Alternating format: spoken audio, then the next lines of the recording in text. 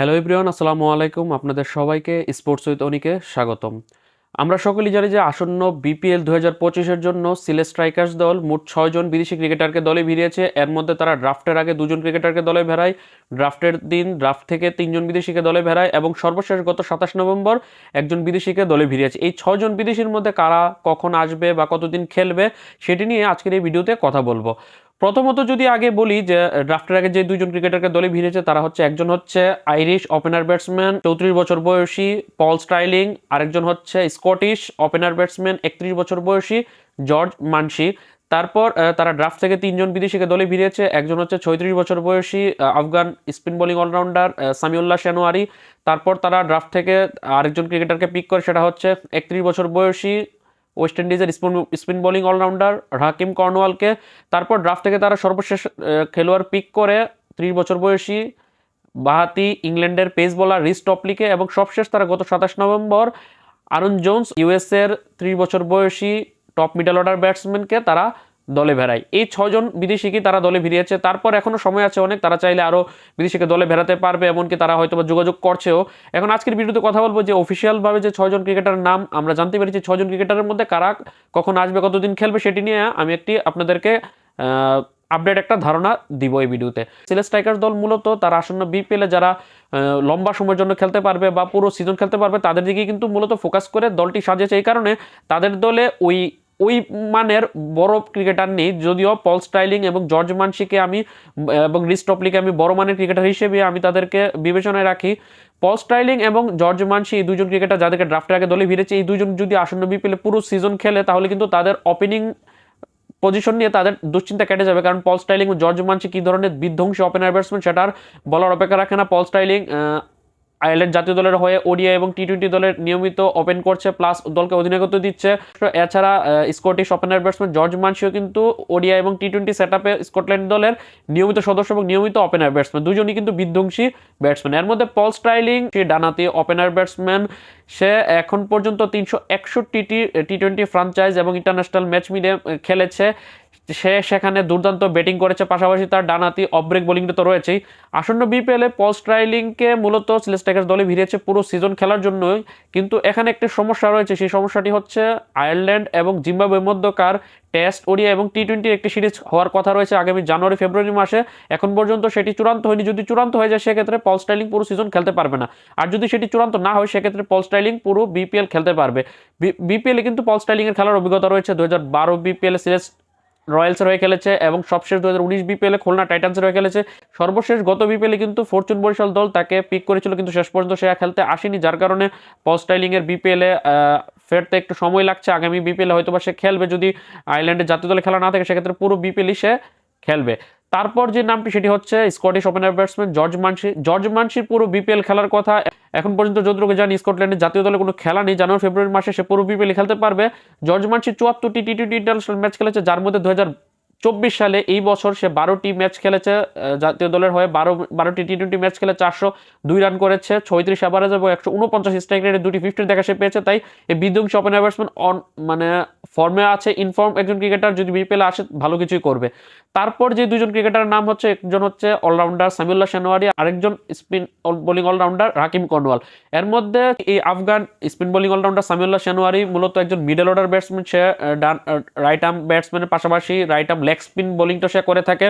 সে সর্বশেষ international match খেলেছিল 2022 সালে, টি-20তে খেলেছিল আফগানিস্তানের হয়ে।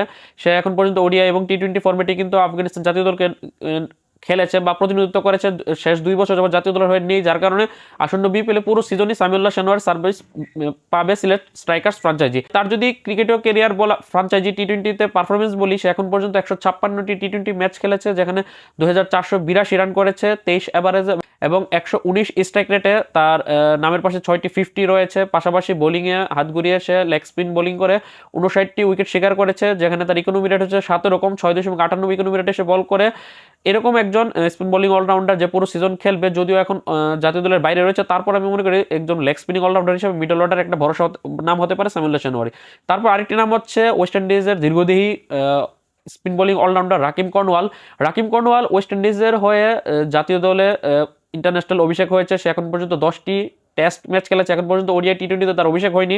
সর্বশেষ 2023 সালে সে খেলেছিল ওয়েস্ট ইন্ডিজ জাতীয় দলের হয়ে, এবং আসন্ন যে বিপিএলে তার ইন্টারন্যাশনাল কোনো ডাক নেই বা ইন্টারন্যাশনাল কল নেই, যার কারণে আসন্ন বিপিএলে পুরো সিজন খেলবে রাকিম কর্নওয়াল।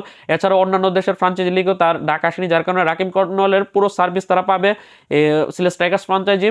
রাকিম কর্নওয়াল এখন পর্যন্ত 84টি টি20 ফ্রাঞ্চাইজ ম্যাচ খেলেছে, যেখানে তার রান সংখ্যা হচ্ছে 1397 রান, যেখানে 19 এভারেজ এবং 147 স্ট্রাইক রেটে ব্যাট করেছে। একটি সেঞ্চুরি দেখা সে পেয়েছে টি20তে, পাশাপাশি 5টি 50 তার নামের পাশে রয়েছে। আর বোলিংয়ে হাত ঘুরিয়ে সে 60টি ইনিংসে বল করে 41টি উইকেট শিকার করেছে 7.18 রেটে। তাই বলা যায় যে তার এই লোয়ার মিডল অর্ডার বা মিডল অর্ডারে একজন হার্ড হিটার ব্যাটসম্যানের পাশাপাশি একজন রাইট আর্ম অফ ব্রেক বলারও পেয়ে যাচ্ছে সিলেট স্ট্রাইকার্স ফ্রাঞ্চাইজি, এবং সে পুরো সিজন খেলবে। তাই ভালো একটা চয়েস হয়েছে পুরো সিজনের জন্য রাকিম কর্নওয়াল। তাকে ড্রাফট থেকে পিক করেছিল সিলেট। তারপর যে প্লেয়ারকে তারা সর্বশেষ ড্রাফট থেকে পিক করে সেটি হচ্ছে বাহাতি পেস বোলার ইংল্যান্ডের রিস্টপলিকে নিয়ে মাঝখানে একটা কন্ট্রোভার্সি হয়েছিল, সে ইনজুরি ছিল, তারপর ইনজুরি কাটিয়ে সে সর্বশেষ আবুধাবি টি10 লিগে কিন্তু খেলেছে নিউ ইয়র্ক স্ট্রাইকার্সের হয়ে। এখন রিস্টপলি আসন্ন বিপিএলে পুরো সিজন খেলবে কিনা সেটি দেখার বিষয়, কারণ তার ওই জানুয়ারি 22 তারিখ থেকে ফেব্রুয়ারি 12 তারিখ পর্যন্ত ইংল্যান্ড জাতীয় দলের হয়ে ওডিআই এবং টি20 সিরিজ রয়েছে ইন্ডিয়ার বিপক্ষে জানুয়ারি 22 থেকে ফেব্রুয়ারি 12, যার কারণে বিপিএল এর শেষ অংশে সে থাকবে না। কিন্তু যদিও সে বিপিএল এ যে প্লেয়ার্স ড্রাফট সেখানে সে বি ক্যাটাগরিতে $50,000 জন্য তার নাম লিখেছিল ফুল টাইমের জন্য, কিন্তু এখন কি আদৌ সে ফুল টাইমের জন্য আসবে কি আসবে না সেটি দেখার বিষয়। অন্যান্য ফ্র্যাঞ্চাইজি লিগে তার ডাক আসেনি, যদি পুরো সিজনের জন্য খেলতে আসে তাহলে বিপিএল এ আসবে, আর যদি পুরো সিজন না আসার সম্ভাবনাই বেশি, কারণ ওডিআই এবং টি20তে জাতীয় দলের সে নিয়মিত সদস্য। 30টি ওডিআই এবং 35টি টি20 ইন্টারন্যাশনাল ম্যাচ খেলেছে ইংল্যান্ডের হয়ে, এখন সে জাতীয় দলের নিয়মিত সদস্য।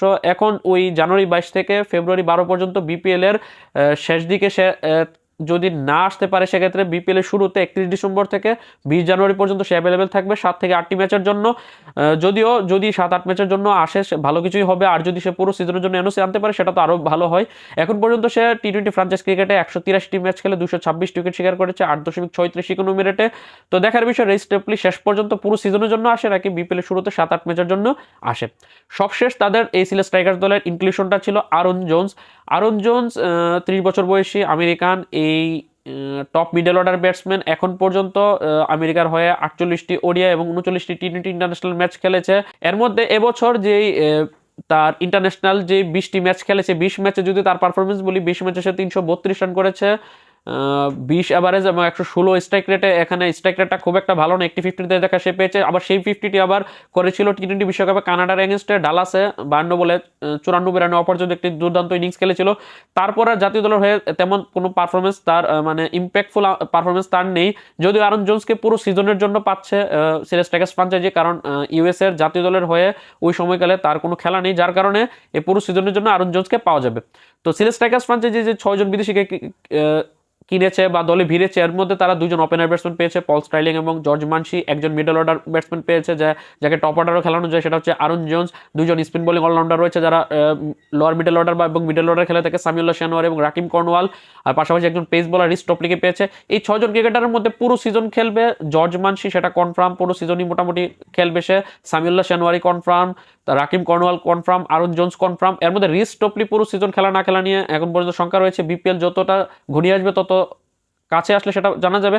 আর পল স্টাইলিং এর পুরো সিজনই সে খেলবে, যদি তার ওই আয়ারল্যান্ড পেসে জিম্বাবুয়ে যে সিরিজটি পূর্ণাঙ্গ সিরিজটি যদি সেটি চূড়ান্ত হয়ে যায়, সেক্ষেত্রে পুরো সিজন তাকে নাও দেখা যেতে পারে। তো এই হচ্ছে সিলেট স্ট্রাইকার্সের 6 জন বিদেশি ক্রিকেটারকে নিয়ে একটি ধারণা আপনাদেরকে দিলাম। তো আপডেটটি জেনে আপনাদের কিরকম লাগলো সেটি কমেন্ট করে জানাবেন।